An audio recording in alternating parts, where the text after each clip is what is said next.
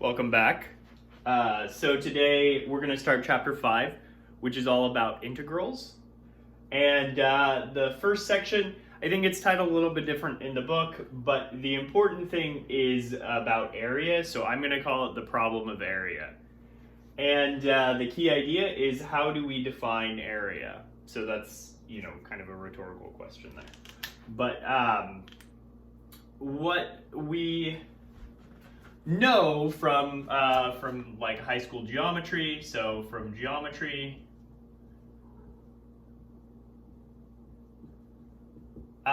we have areas for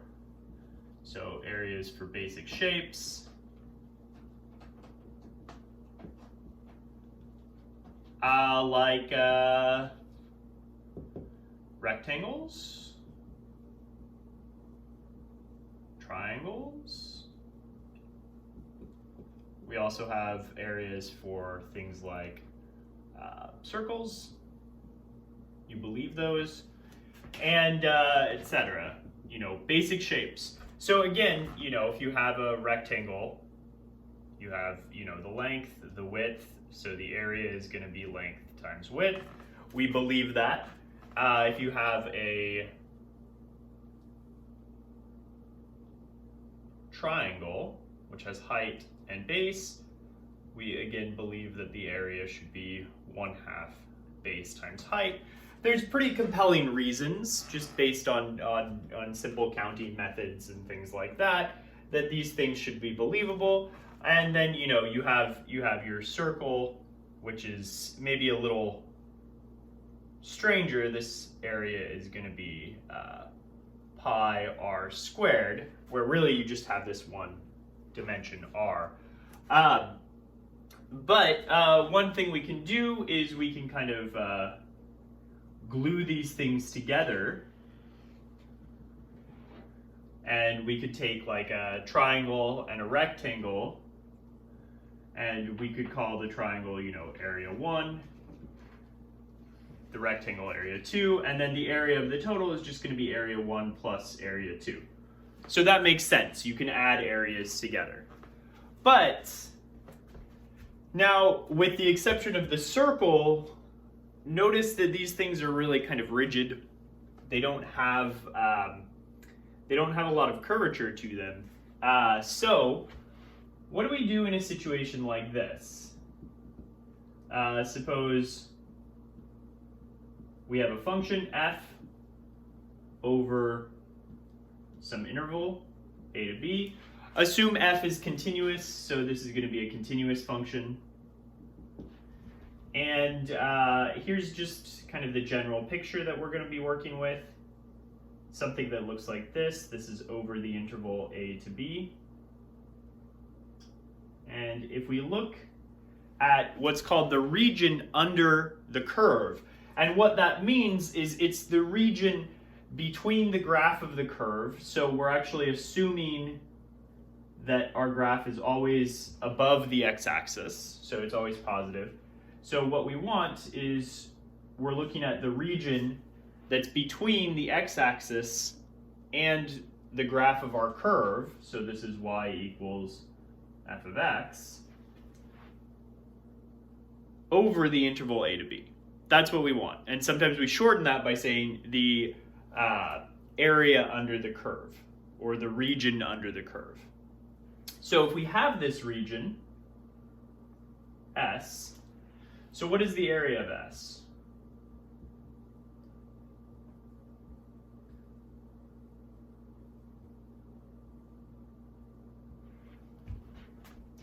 And this is actually a hard question. It's going to involve limits and calculus. And we're going to see what the answer is in a second. And we're going to first explore how this answer should be believed. And we're going to use basic principles. So we're going to use these as building blocks to make approximations and then get an idea of this. Because this doesn't have a nice answer, at least not right now, not using basic geometry. So we're going to need something a little bit stronger. And we'll talk about that in a second. So the first example we're going to be working with is this question. Find the area under the curve y equals x squared. over 0, 1. And so this is a very basic example, but we're going to see that even in this basic example, it's going to have a pretty complicated solution. It's going to take a little bit of work. It's going to take a little bit of way to think through things. Notice this is the region that we're talking about, this S, because x squared, it's, a parabola like that. So this is y equals x squared. And you have this point here at 1, 1. And it's, kind of symmetric about the origin, so it goes like that. But we're only worried about from 0 to 1. Another thing to notice is it's not quite a triangle, right? Even if you could kind of convince yourself that it looks triangular, we can't really use the area of a triangle to work with it. So we're going to need to use other methods. Okay, so what do we do? The first idea is actually about this gluing process. The first thing we do is we kind of reverse the gluing process.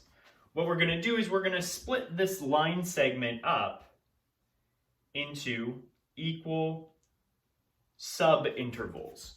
So the interval 0 to 1, we split it up into intervals of all the same length.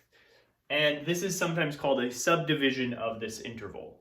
You're subdividing it into smaller intervals, and you want to make sure they all have the same length, and you order them like that.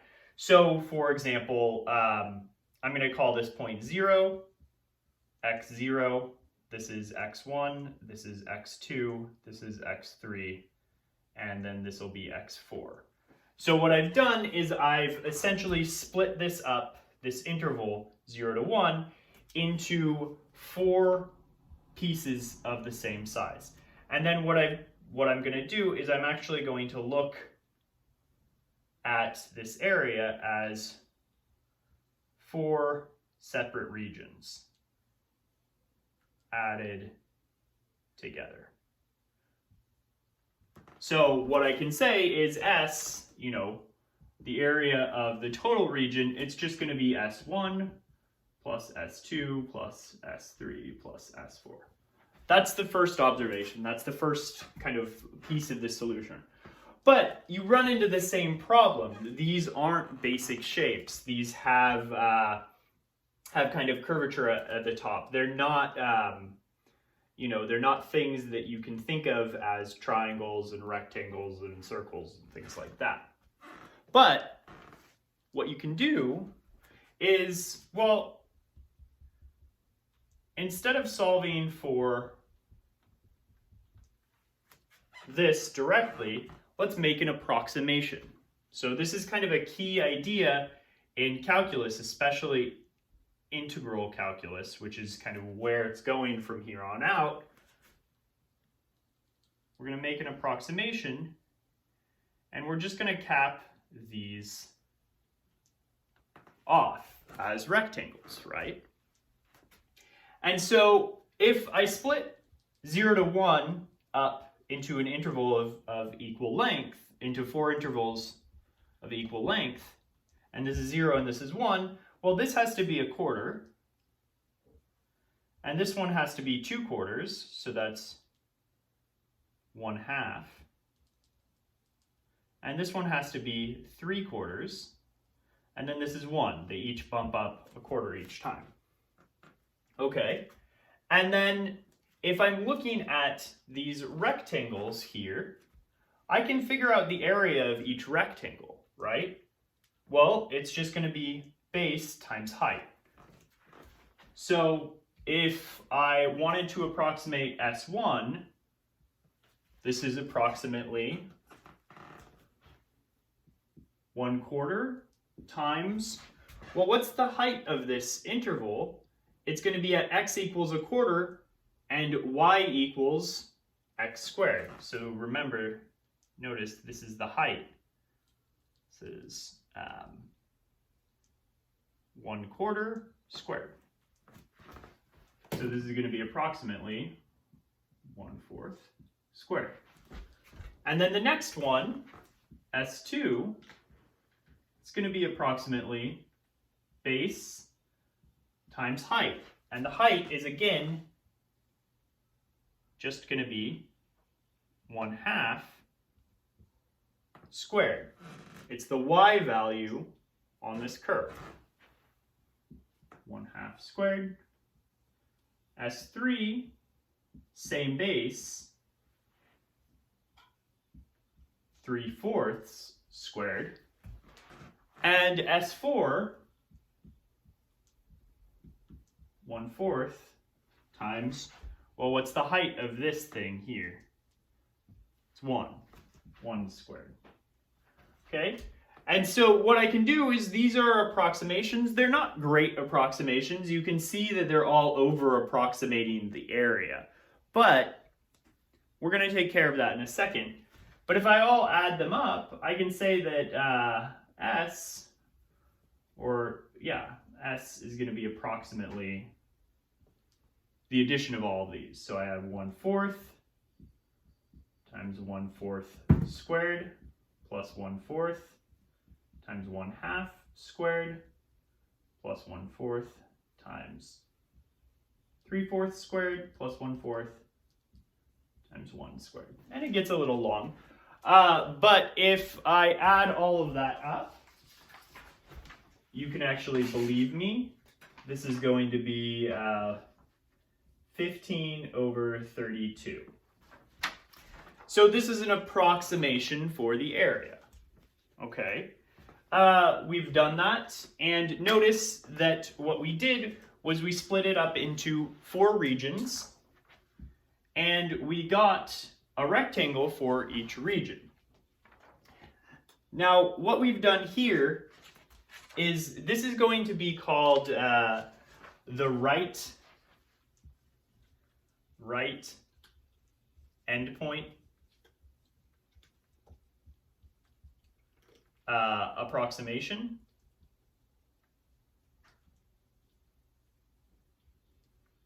Or sometimes it's called the right endpoint Riemann sum of this area. And what we've done is we've kind of fit in these these rectangles in these intervals, and we've taken the rightmost value in the interval to indicate where our height should be. And so sometimes this is indicated by R sub 4. So for R is right, and 4 indicates how many regions we've split it up. Okay, so you can also do left endpoint approximations. And so how that would look in this case is you would get something like this.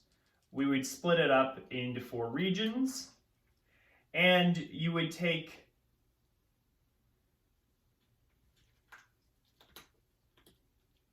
intervals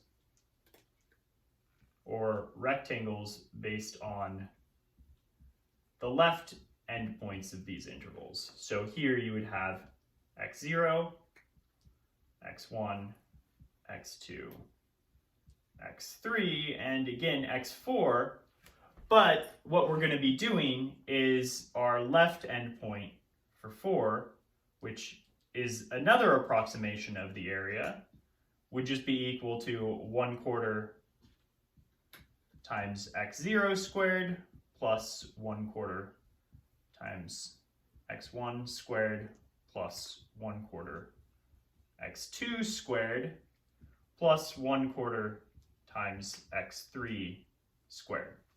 So notice I'm using the left endpoints of these subintervals, as opposed to here I use the right endpoints. So that's why I was using x1, x2, x3, x4. In this one I'm using x0, x1, x2, all the way up to x3. And so that would be a left endpoint. And one thing you might be able to gather is that the actual area, which I'll indicate by S, is smaller than R4 and larger than L4. And this makes sense too. So notice here, this is kind of an overestimate. And here we have an underestimate because we're missing different things. All right, we'll talk more about this in a second. So how do we get a better approximation?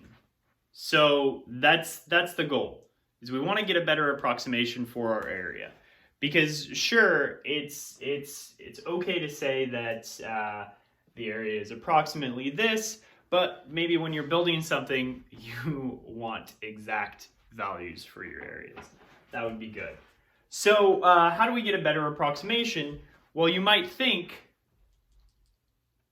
well, if we just fit in more rectangles into that same interval, then the rectangles have to be smaller and you're going to get less overhang. And that's exactly what's going to happen.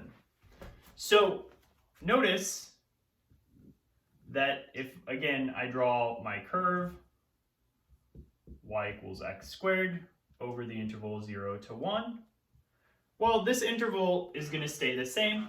And again, notice that you can take your right endpoint approximation, but we can actually do it for any number of n. We can split this interval 0 to 1 up into as many subintervals as we want. And so that's going to be your Rn. And so, for example, I'm going to split it up into 8 instead of 4, just to give a visual of what this looks like. And it's going to look like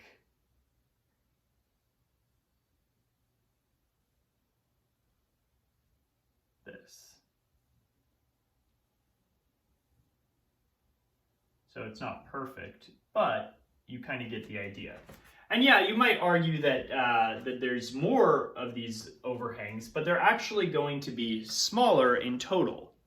So they're not going to quite give you as much overhang. And you can kind of see that because originally we actually had this piece here if you wanted to kind of argue. Well, I guess I drew too many overhangs there. But you get the idea that I would have to go out to this one, go out, and then go out here. Yeah, this one, and do an overhang. And so you get a little bit extra with the R4. So this is an example of R8, which if you work with that, maybe I'll just show you. R8 is going to look like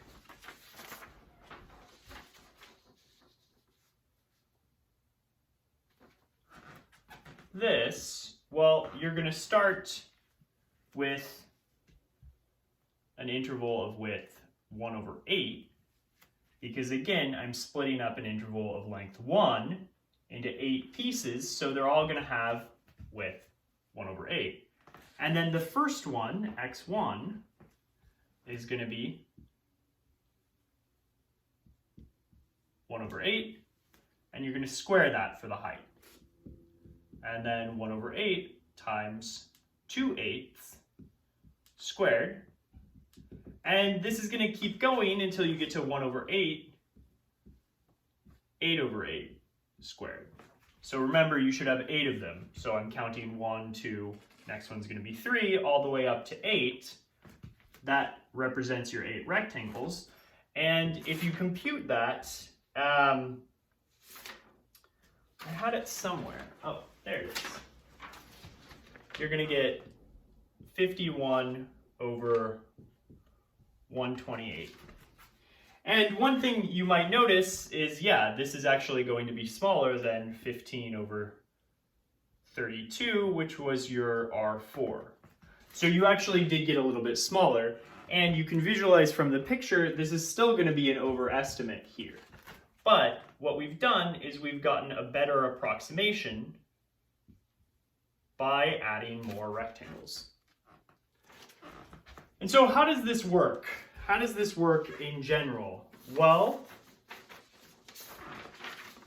if I split this up into n subintervals, each subinterval is going to have a width of 1 over n, And each time,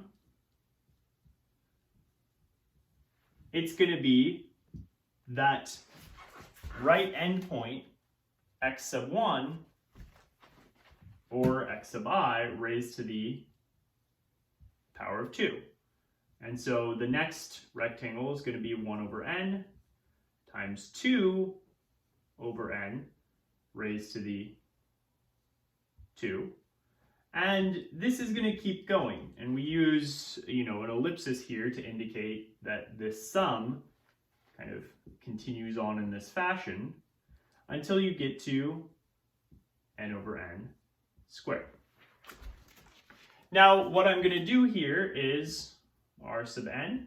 I'm going to pull out the 1 over n that's in front of all of them. And what I'm going to get is I'm going to get 1 squared over n squared plus 2 squared over n squared plus 3 squared over n squared. And this continues until you get to n squared over n squared. And I can also factor out this n squared from the bottom of all of these terms. And I'm going to get 1 over n cubed times 1 squared plus 2 squared plus 3 squared all the way up to n squared. Okay, so now what I'm going to do is I'm actually going to figure out a formula for adding up the first n values, or the first n squares. If I have something like this, and I want to add them up, you're going to have to believe me on this. You can ask me about it in office hours, but this is going to be equal to n times n plus 1 times 2n plus 1, all of that over 6. So this is just kind of a special formula that I'm going to use to indicate this. And what I'm going to do is I'm going to rewrite r sub n, and I'm going to replace this piece here with this. So I'm using this star here. 1 over n cubed times n plus 1, 2n plus 1 over 6. All right, now I'm going to simplify that a little bit because I can multiply by 1 over n cubed. One of these n's is going to cancel, and you're going to be left with n plus 1 over 2n plus 1 over 6n squared. All right, so this is your r sub n. What have I just done there? What I've done is I've come up with an explicit computation of what an approximation for this area is based on how many subintervals you cut it up into. So if you want to cut up this subinterval into 16 subintervals, and you want to add up all of those rectangles that you get from that, you just need to plug 16 in for that n here. So that majorly simplifies our computation. We don't have to do this, and we don't have to add these things up. And you can check that that you're going to get these numbers when you get when you plug in 8, and you're going to get this if you plug in 4, and it works out nicely like that. Now, what's nice about this explicit formula, and what's very, very important about it, is it actually allows us to answer this question. Because what we can do now is we can go back and think, oh, if we want to make better approximations, we just increase n. How far can you do that? How far can you push that? Well, let's let n go to infinity. Instead of just saying make n a really large number, we're going to push it to the exact limit. So what happens when we take the limit as n goes to infinity of Rn? Well, normally we couldn't do that. If we were just given this sum, we wouldn't be able to compute it because we don't exactly know how to work with an ellipsis. You know, when there's something kind of that depends on n in this way and it's not explicitly algebraically written, it can be difficult to work with. There's a lot of ambiguity on what can happen there. But because we have an explicit form right here, I can say, well, this has to be equal to the limit as n going to infinity of n plus 1 times 2n plus 1 over 6n squared. And I can simplify this out by multiplying it. You're going to get 2n squared plus 3n plus 1 over 6n squared, limit as n goes to infinity. Well, the top goes to infinity, the bottom goes to infinity, so you actually have an indeterminate form, but we know how to work with this. You multiply it by 1 over n squared, the highest power of n. Then what you're going to get is 2 plus 3 over n plus 1 over n squared over 6, limit n goes to infinity. This thing's going to go to 0, this thing's going to go to 0, and you're going to be left with 2 over 6, or 1/3. And so what our answer is going to be is, what is the area of this region under the curve y equals x squared from 0 to 1? Well, it's going to be equal to 1/3. And that's because we were able to explicitly get better and better approximations and take that to infinity. So we're now going to expand on this process, and it's pretty cool. Before we move on, I do want to introduce some notation. This is called sigma notation. So here's some notation. It's going to make writing these things out a lot simpler. So this is sigma notation. And some of you may have seen this, that's okay. And if you haven't, just kind of work through a few problems involving it. I think there are going to be some in the homework anyway. Well, the idea is we just want a shorthand to write out things like this. So say you have some value a1 plus a2 plus a3 up to an. Well, we've already kind of written it in a shorthand like this. We didn't write out all of the values, and you kind of know what we mean. We just continue on in this fashion, keep adding all of these up. And there's no ambiguity about adding things, because it doesn't matter what order you add things in, you always get the same result. So what's nice about this is we can actually write this using sigma notation, and what that means is this is just the Greek letter sigma. This is its capital form, and what we're going to do is we're going to just plug in our a, and we're going to give it a running index. So the index is going to be I, and I'm going to say, well, start at I equals 1 and go all the way up to n. And what the sigma means is the sigma was kind of like the S in the Greek alphabet. So this means sum. Sum up all of these, starting with the first one and going all the way to the nth one. And that's all it means, is it's just another shorthand for this. So some examples. If you have something like 1 plus 2 plus 3 plus 4 all the way up to n, we can shorthand that by writing, well, let's start at 1 and go up to n, and I'm just going to add up all of the numbers I. So notice the index actually tells you what you're summing up now. We're summing up the numbers 1 up to 2, and then 3, and then 4, all the way up to n.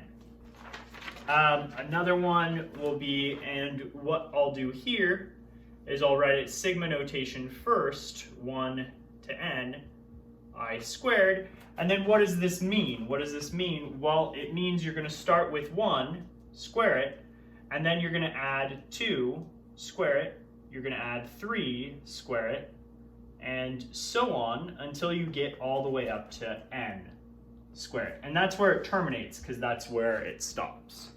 So you're going to do that, and we actually have another way of writing this too, as n times n plus 1 times 2n plus 1 all over 6. So we saw that it was equivalent to that. At least I told you and you believed me. Hopefully. If you didn't believe me, you can send me emails. Anyway, so sometimes there's an explicit form, sometimes there's not. For this one, there is an explicit form of this summation. Actually, for all powers of n, you can kind of figure out explicit values for it. You don't need the summation.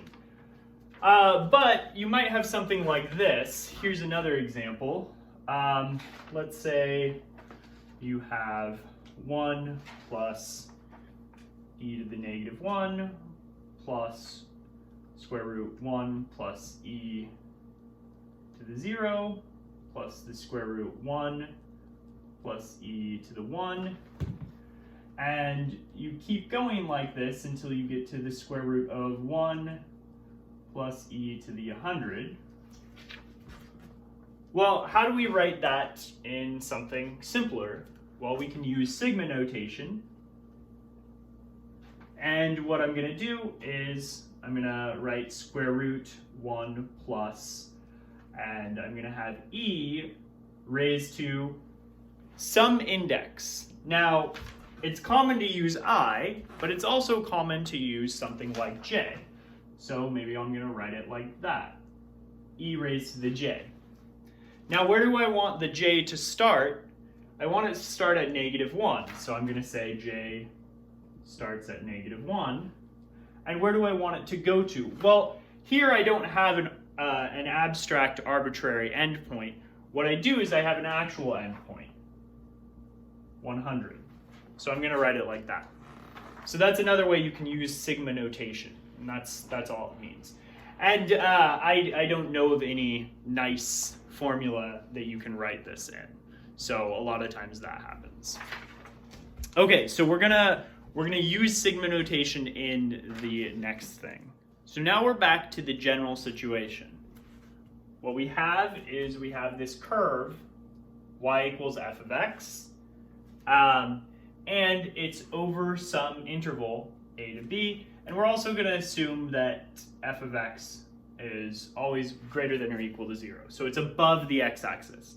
And we want to figure out the area under the curve, or the area between the curve and the x-axis over this interval. That's what that means. So what we want to do is we're going to subdivide it. We're going to cut it up into sub-intervals, all of equal length. And so we are going to indicate the endpoints of these intervals, kind of starting with x0 as a, that's going to be the first one, and then x1, and then x2, and so on, until you get to xn. Notice how many endpoints do you have? Even though you have n sub-intervals, you have n rectangles, you're going to have n plus 1 endpoints, because the first one starts at 0, and then it goes through all the way to n. So keep that in mind, you have n plus 1 endpoints. Okay, so for the right endpoint approximation, we're going to use the right endpoint as our point for the height. What that means is all of these have the same width, and in order to figure out kind of what the height is, you just have to plug in some value. And what we're going to do is we're going to plug in the x sub I. So if I wanted to figure out the ith rectangle in this sum, kind of the general one, it would be the width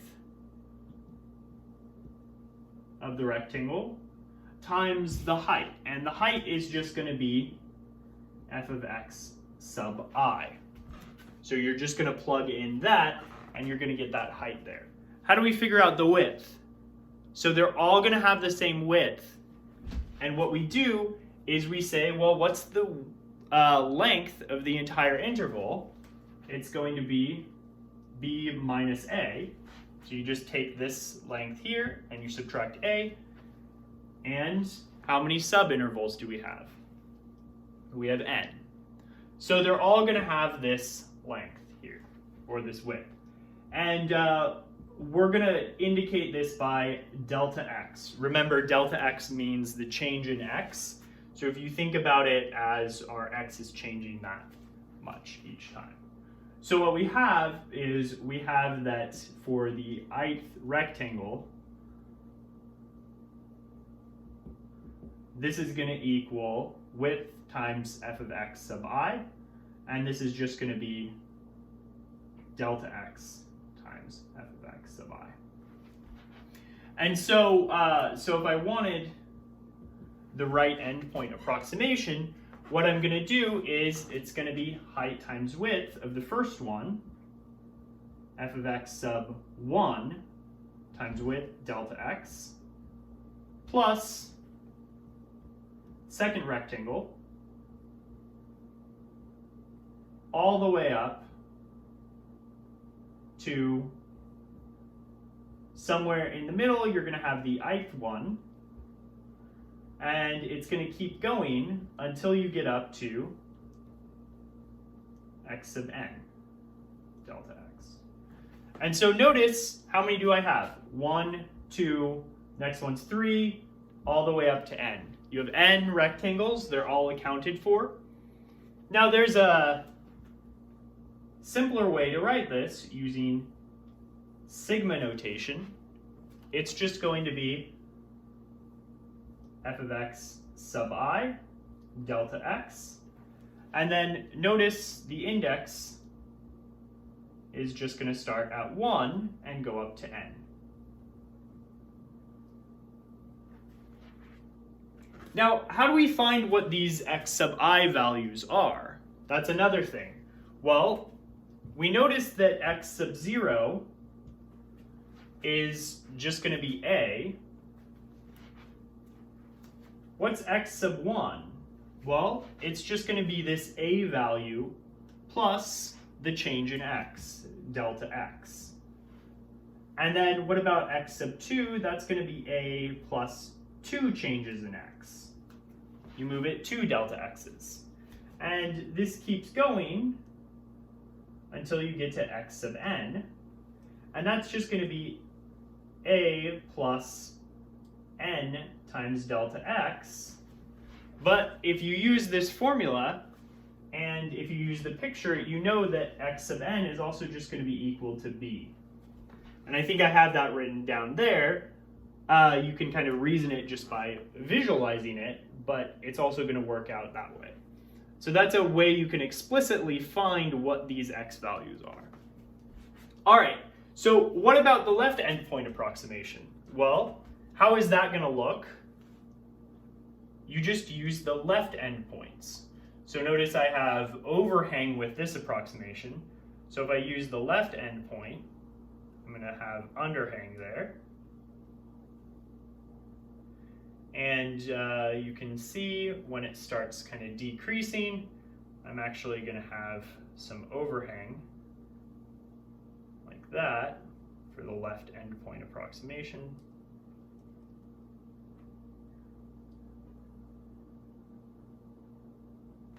So you'll get something like that. And how does that work out? Well, for the heights in the left endpoint approximation, you're going to start by using x sub 0, then x sub 1, x sub 2, until you get n of them. So the left endpoint approximation will look like this. You're going to add up, again, these heights times the widths, where I starts at 0 until you get to n minus 1. So it's important you stop at n minus 1 because you only want n rectangles. And if you start at 0, you'll get to n when you hit n minus 1. Okay, So we're going to use this because what this means is now we have kind of a shorthand version of Rn, even though it's kind of hard to compute. And then what we're going to do is we're going to define the area to be the limit as n goes to infinity of Rn. And so if you want, you're going to get that the area is going to be the limit as n goes to infinity of this sum here.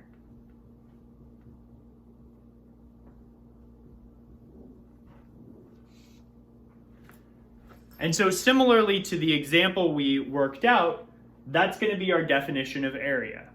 So this is how you define area.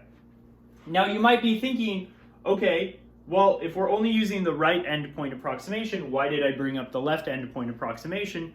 Well, it turns out that this value here is actually going to be equal to, if I define, so equivalently, I could define it as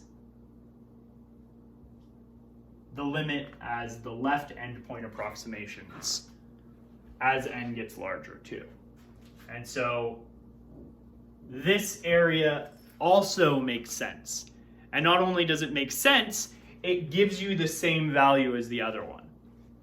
And if we're in this situation where we have a continuous function, it's positive, it's nice like this, the area is always going to exist. So this limit is always going to exist, provided we have a continuous function. And that's actually a really, really surprising thing. It's not something you can always say when you can't compute exactly what that limit is, but we just need to know that this is continuous. And it takes a little bit of work to show that because you can't always have the actual values for these areas. But we're going to see in a second how, well, not a second, probably next week, how to compute these a little bit easier. But we're working with this for now, and yeah, so I'll come back with an example. So this example is asking us to express the area under the curve y equals 1 over x as a limit over the interval 0 to 1.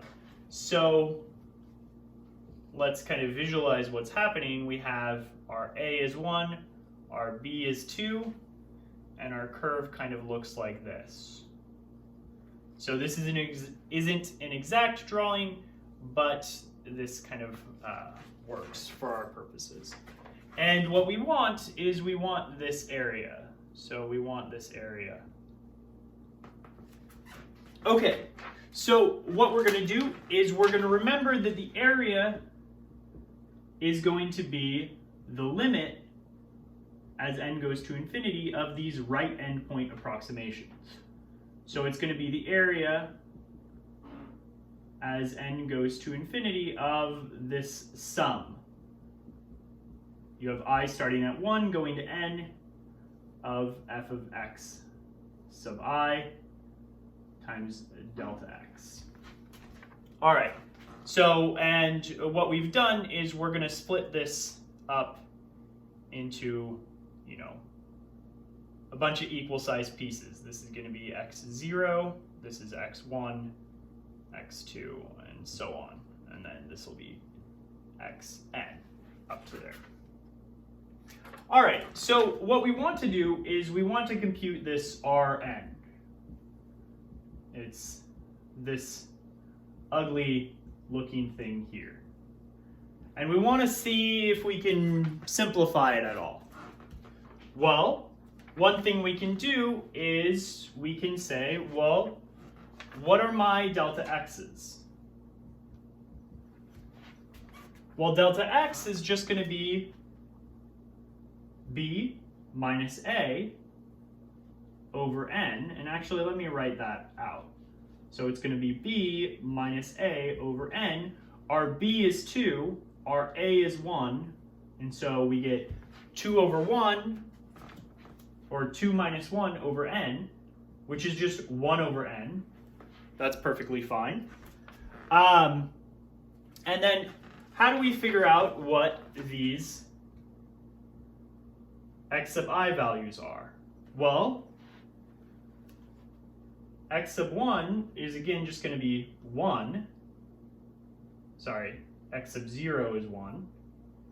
X sub 1 is 1 plus delta x. X sub 2 is going to be 1 plus 2 times delta x. And so on until you get to x sub n, which is 1 plus n times delta x. And notice if I plug in delta x, that's going to be n times 1 over n, and that's going to give me 2. So it works out kind of nicely.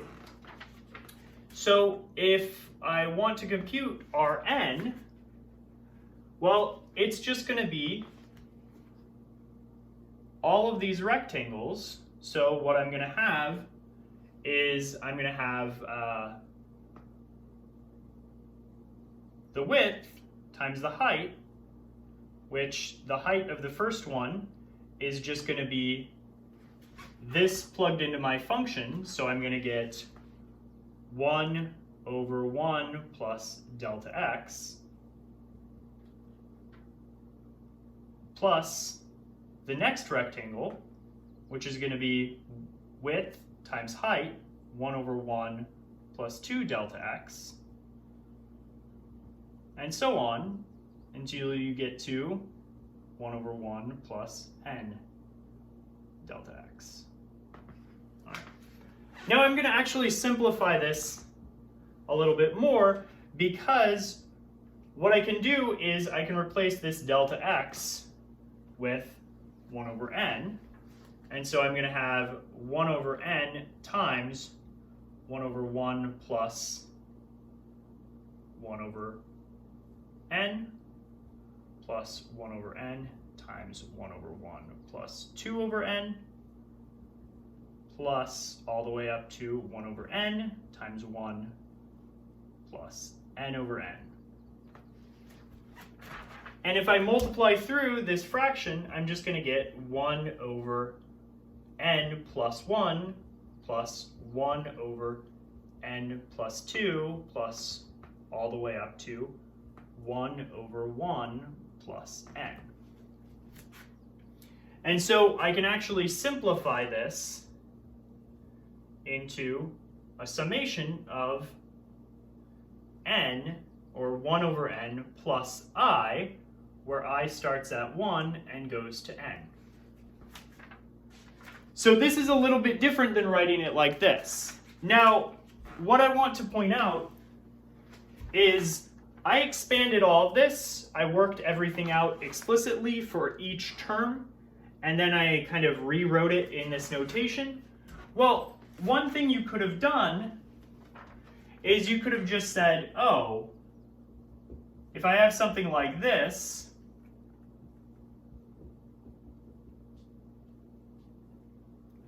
this is my right endpoint approximation, I could just say, well, f of x is just equal to 1 over x.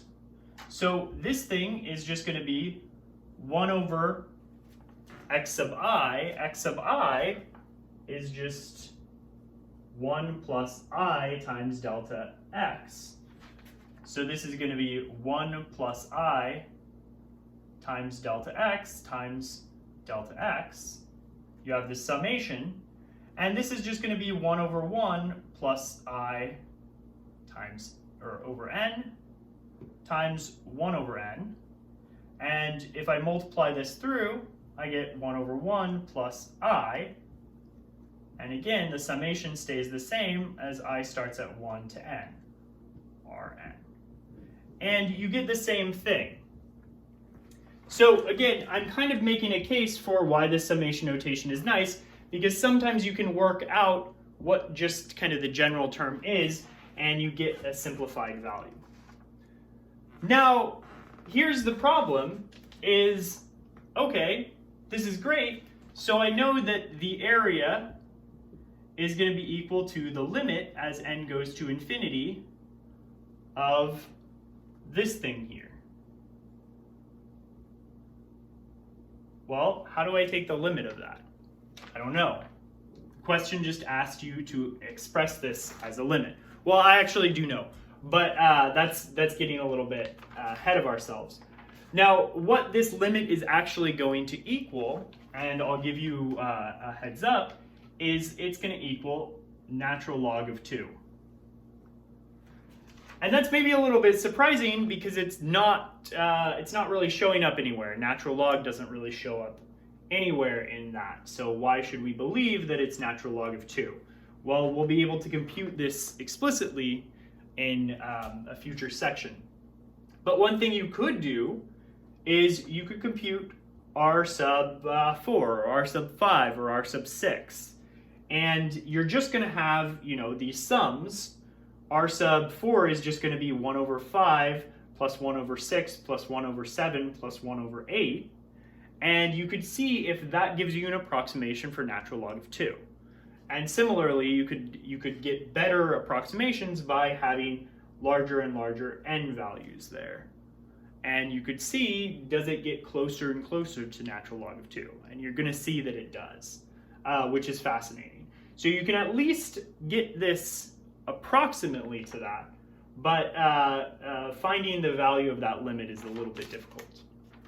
Okay, so this kind of closes the idea of the problem of area. We now know how to define area. I want to say one more thing about area. Is sure, we defined it as the limit of this specific endpoint approximation, and we said, okay, it's going to be the same as the left endpoint approximation. You can actually make other approximations, right? So if you have a to b and you have some continuous function over that interval and you have this region, you can still split it up into a bunch of different pieces. And what you could do is you could just specify that I'm going to take some point from there, from each interval. I'm going to call this x1 star. And then the next point I'm going to choose here, x2 star. And the next point I'm going to choose x3 star.